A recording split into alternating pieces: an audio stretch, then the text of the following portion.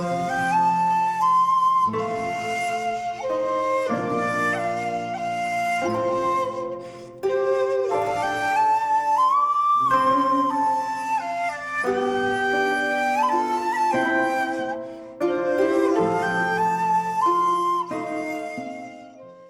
there, this is Solitary Ronan from Solitary Ronan Films, and welcome to part 2 of my Alphabet of My Favourite Films series, and it's the letter B, not surprisingly. Again, this is my favourite films, not the greatest films, and this again is just a precursor and a way of postponing me trying to do a top 150 films. So let's start. I don't think I've got quite as many films as the letter A, but we'll see how long we get going. I'm going to cheat for the first one. Might as well start as you mean to go along. And it's the Baby Cart series.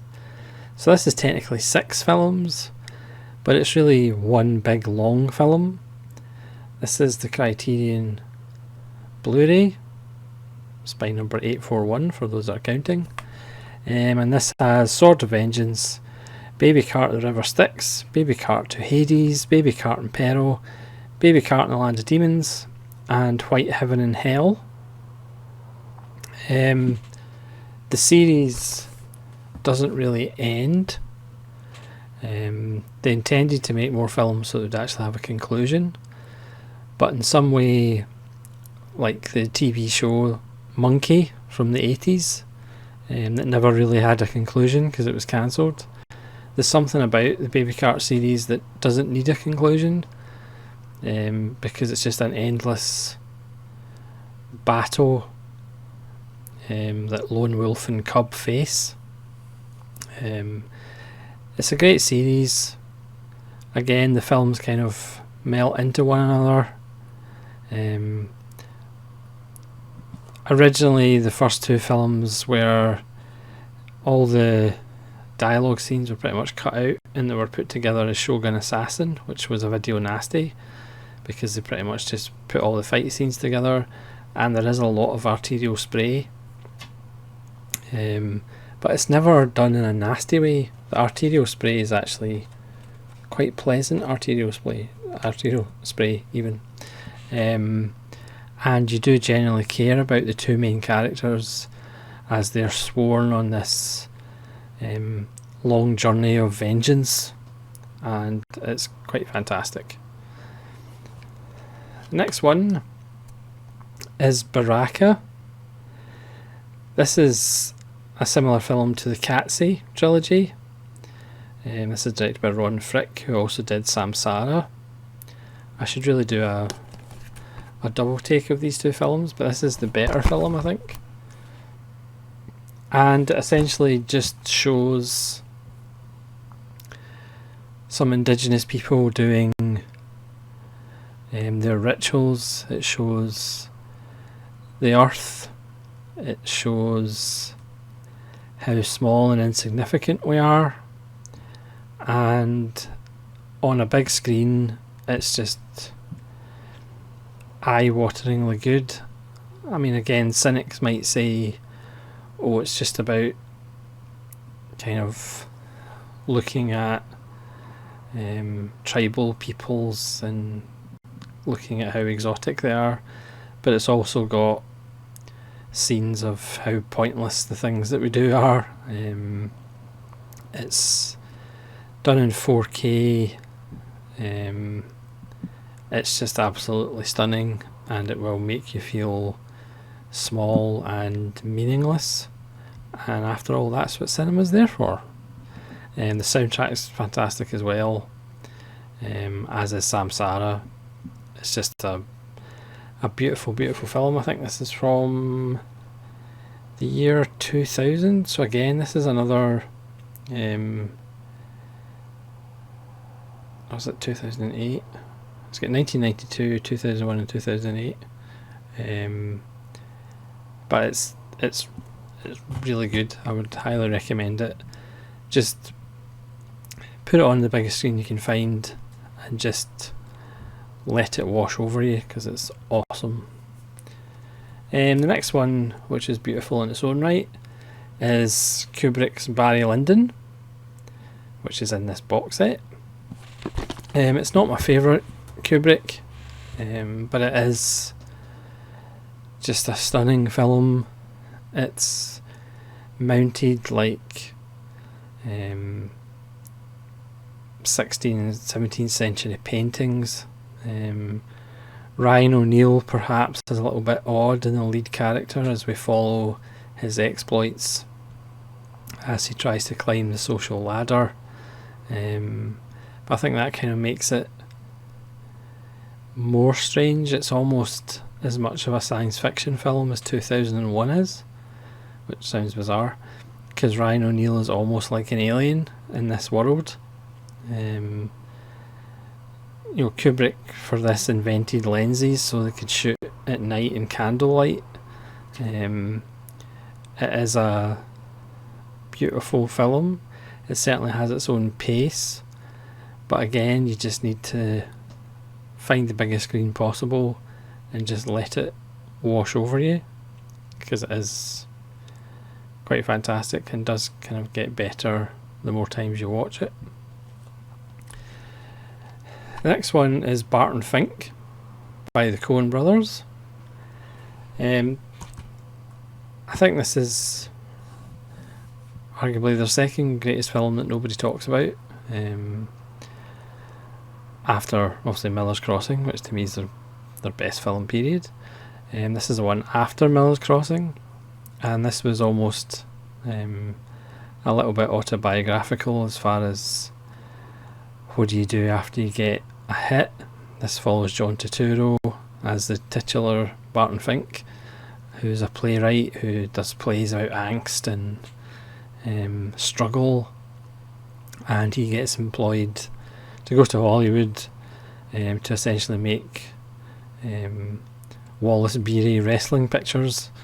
Michael Lerner is hysterical as the studio head with John Polito, but this is a fantastic performance by Turturro as a twitchy, nervous playwright who is next door to John Goodman, who is a travelling salesman but may not be what he seems, and he just gives an absolute tour de force.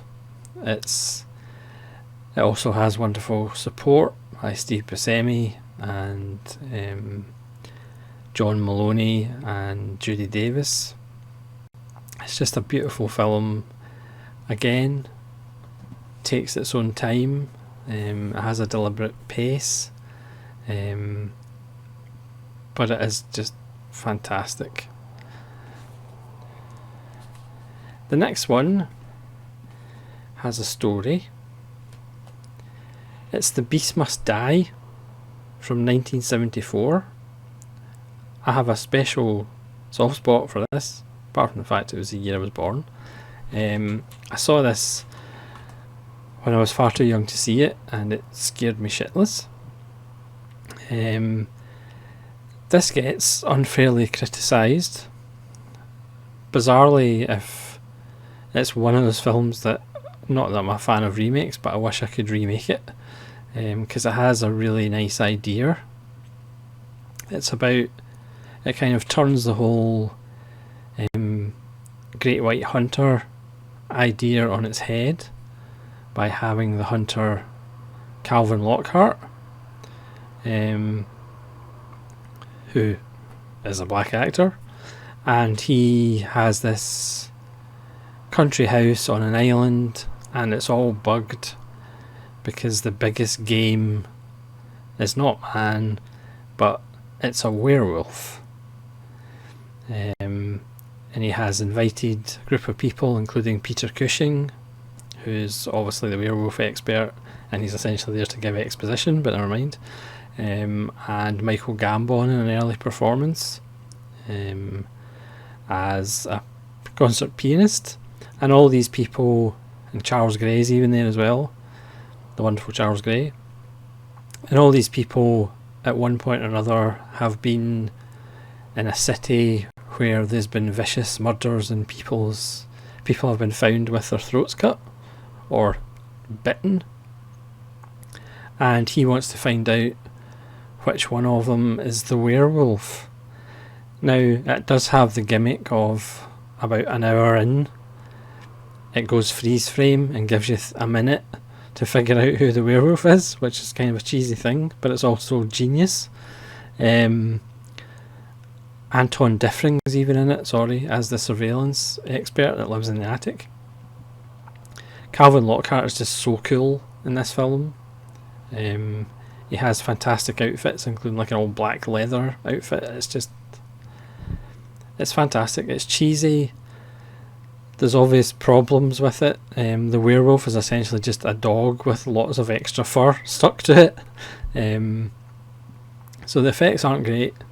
And it does have that cheesy, you have a minute to work out who the werewolf is. But it's so much fun. And hopefully it was made by Amicus. And Second Sight are releasing Asylum and The House That Dripped Blood in special deluxe editions on the 29th of July. So hopefully they'll do The Beast Must Die at some point, because it is in need of a Blu-ray release and a reappraisal, because I just think it's fantastic, even though it's not fantastic, if that makes any sense. So next on to another film that's fantastic, Jean Cocteau's La Belle et la Bête, the best version of Beauty and the Beast from 1946. This is the BFI Blu-ray. It's just stunningly beautiful.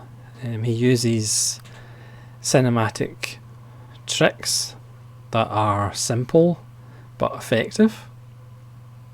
The black and white cinematography is beautiful. Jean Marais is fantastic as La Bête, and it has a dreamlike, ethereal quality to it. It's not any surprise that it was written and directed by a poet, because it does look like living poetry at times, and it's highly recommended. La Belle et la Bête. The next one is Bedazzled, or Teuflisch in German. Not the Liz Hurley remake. This is the Dudley Moore and Peter Cook 1968 original, directed by Stanley Donen, and it's an absolute blast. It's a simple story of a man looking for love, and in exchange for selling his soul to the devil tries to matchmake him, but obviously the devil is literally in the details, as time after time he is thwarted in love by Peter Cook as the devil. I mean, Peter Cook's having an absolute riot. Dudley Moore is good enough as the straight man, but this is Peter Cook's film, and he's absolutely wonderful in it. It's just so good and so funny and well worth checking out. The next one is by Fritz Lang.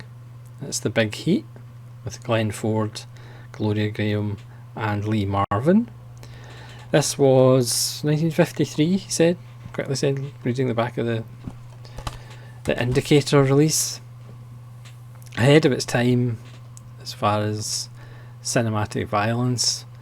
This tells the story of Glenn Ford as an ex-cop trying to bring down a crime syndicate, but it's more about Fritz Lang's camera work and his set pieces, from the opening shots of a camera descending the stairs down to a desk to the close-up of a gun. Fritz Lang's compositions in this film are just amazing. Glenn Ford, while not necessarily the greatest actor in the world, gives a wonderful turn. And Lee Marvin is awesome as well. What more can you ask for, really?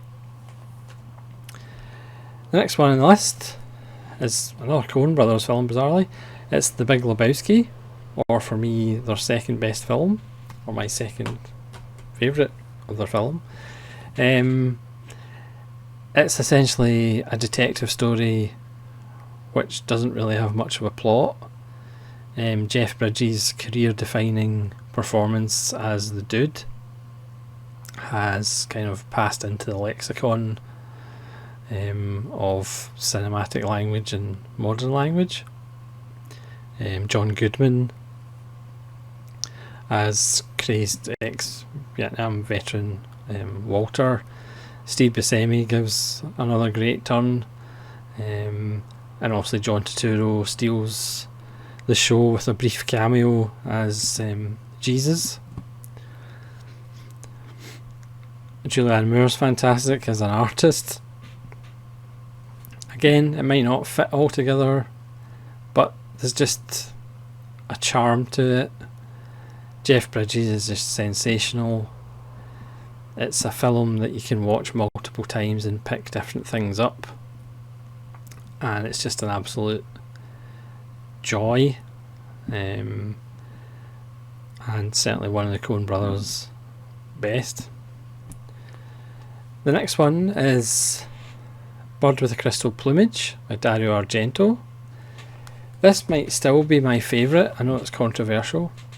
This was the first Argento I saw, and it's kind of been in my life longest, and I think that might be why it's actually my favourite. It's got such a wonderful conceit, it's got such a wonderful setup that obviously won't spoil for people who haven't seen it. It perhaps started the Jolly, or certainly made them popular, even though Mario Bava might have something to say about it. Just Argento's use of colour, use of painting, obviously his use of music. I just love The Bird with the Crystal Plumage. Again, just the setup of a man seeing a woman attacked at the start of the film as he's walking by an art gallery. But as with all Jolly films, things might not necessarily be as they seem. Yeah, so still arguably my favourite Argento, even though I probably need to watch all the others again. So next, again, is a modern film. This is ridiculous. A few modern films in this list. And it's Kim Ji-woon's Bittersweet Life. Again, I don't need an excuse to show off the Bud Blue Steelbook box, which is utterly gorgeous. This stars Byung-hun Lee. It's a story that's been told before about a gangster who is given the task of looking after his boss's girlfriend, and obviously things don't go according to plan, and things take a turn for the worst. Byung Lee is just fantastic in it, as he is in just about every film he's in, apart from maybe G.I. Joe. Kim Ji-woon shoots it beautifully. It's stylish. There are questions about what it means and perhaps what the ending actually is, but it's just such a cool film and so beautiful. It's characters that you care about, you root for. It's a great film, and certainly one of the greatest films of the millennium. And next is one of the greatest films of the last millennium, Powell and Pressburger's masterpiece, one of their many masterpieces, Black Narcissus, or Nuns Go Crazy in the Himalayas. It's the greatest nun film of all time. I know, not Sister Act, not Nuns on the Run with Eric Idle and Robbie Coltrane, but Black Narcissus. Now, when you consider the Archers, Powell and Pressburger did A Canterbury Tale, and then the following year they did I Know Where I'm Going, and then the following year they did A Matter of Life and Death, and then the following year they did Black Narcissus, and then the following year they did The Red Shoes. Just let that sink in for a 5-year run. Answers on a envelope on a postcard. Who else has had a 5-year run like that? But Black Narcissus, I think, is possibly my favourite Powell and Pressburger film. It's about nuns who go to the Himalayas, even though the crew didn't go to the Himalayas because it was shot in studio, which is just amazing. The production design, the camera work by Jack Cardiff is just stunning. It's a film about losing your faith, losing touch with reality, as these nuns slowly get sucked into the exoticness and the eroticness of their surroundings, including David Farrar's hairy knees, which drives them wild with desire. Deborah Kerr's never been better. David Farrar's fantastic. It's difficult to describe because it is essentially afternoon matinee material. Nuns Go to the Himalayas. I mean, why on earth would people want to watch that? But it's just so fantastic. I mean, one of my favourite scenes is when one of the nuns starts planting flowers instead of vegetables, and when Deborah Kerr finds out, you know, the nun just doesn't really know why she did it or how she did it. It's just the surroundings that are just getting to her. It's such a beautiful film. If you've never seen it, just please go out and buy it immediately in a blind buy. Again, if you don't like it, I'll give you a refund because it's a masterpiece. It's just absolute Powell and Pressburger perfection, which is quite a lot of P's. Yeah, Black Narcissus, which if I do a top 150, it's probably going to be in the top 20. I'll just say that randomly because it's going to be so long until I actually do it. Nobody will remember this anyway. Yeah, Black Narcissus, absolutely fabulous. The next one on the list is Blade Runner, Ridley Scott's best film. A Ridley Scott film that actually has substance to go with the style, which is rare. It's one of the great films about mortality. It's one of the great films about having enough time. Obviously it took him a few goes to actually get to his final cut. It is flawed, but it's just kind of, if you love Blade Runner, it's kind of in your DNA. The Vangelis score, that opening of the eye, it's just a stunningly beautiful film, and it's actually about stuff, unlike quite a lot of Ridley Scott films. And now, where it's 37 years old now, it is fantastic, influential.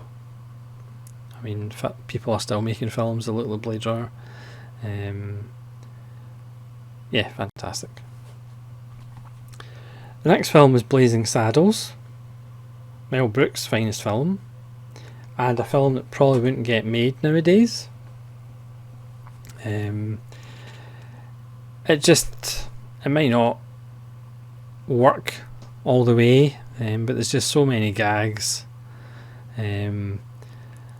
so many lines that I use quite often, like think of your secretary, and the affairs of state come before the affairs of state, and Mongo just pawn in game of life.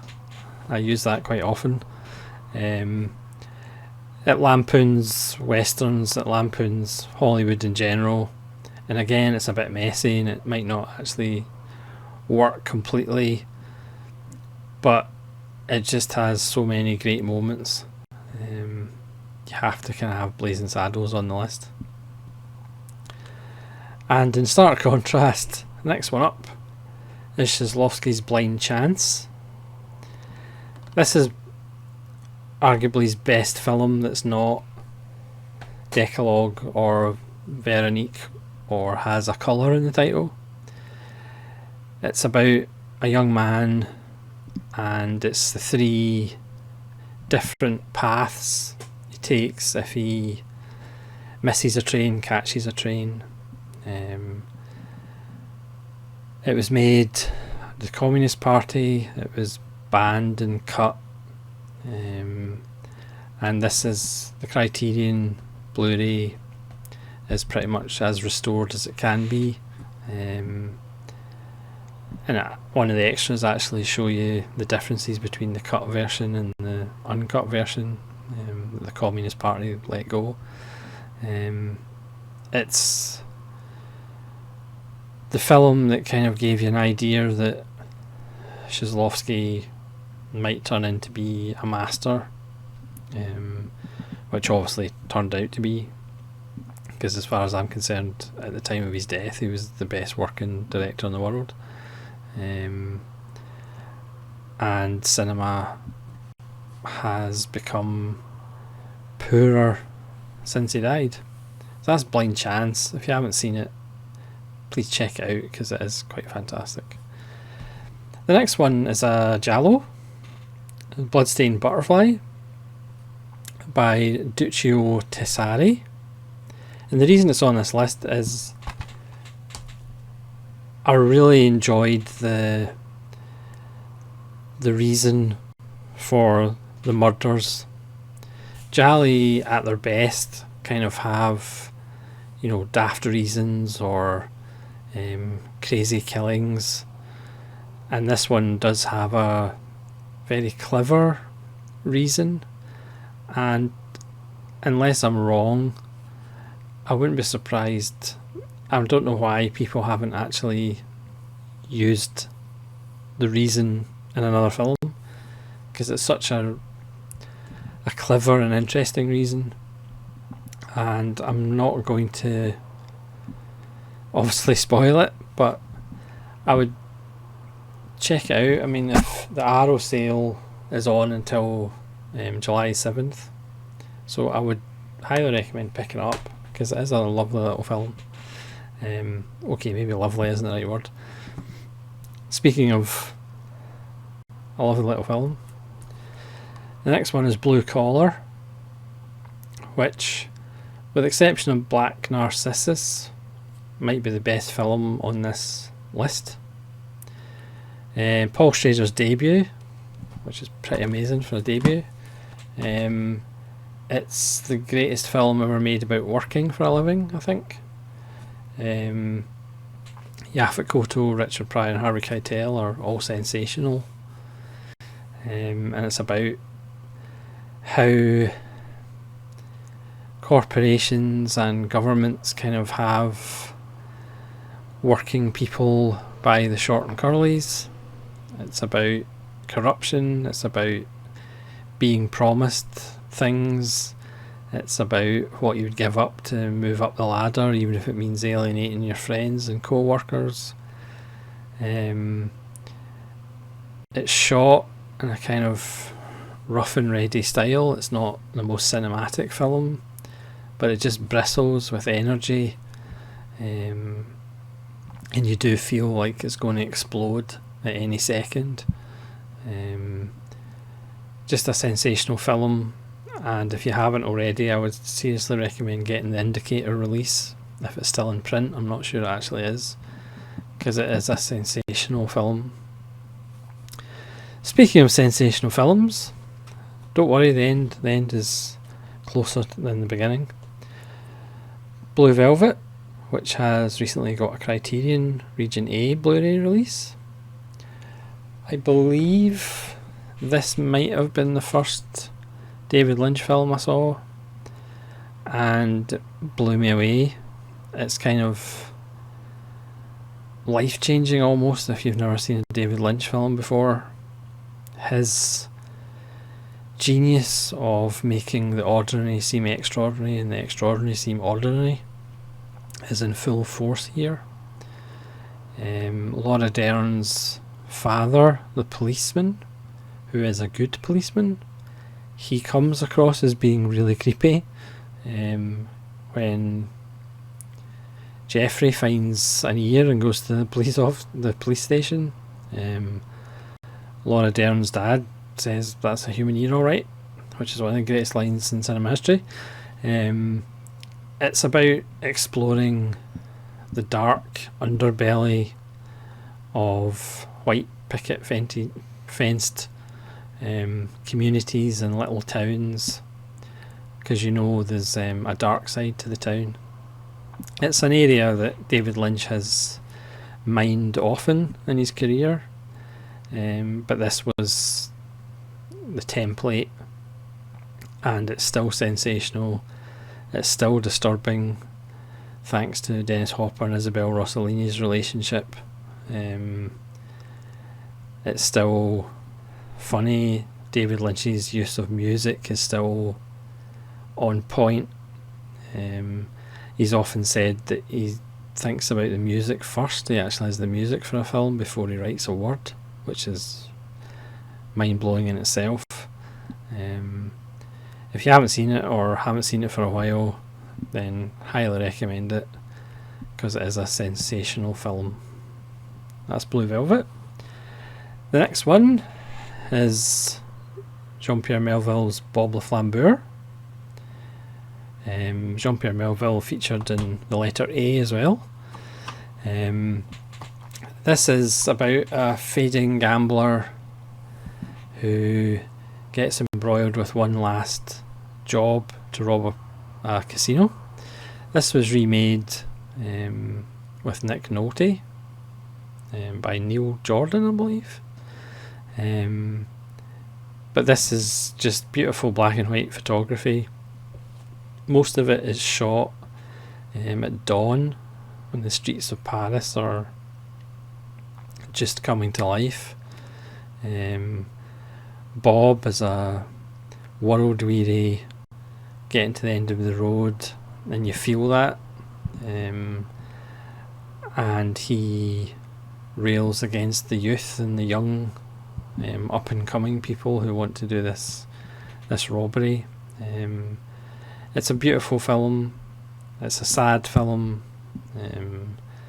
It's a tragic film, but it's also a fantastic film, and another one of Melville's masterworks. I think we've only got 3 left, you'll be glad to know. And the third last one is Claude Chabrol's Labiche. Yeah, I'm not going to talk too much about it because it'll be coming up soon in my Claude Chabrol season, which I hope you're watching and hope you're enjoying.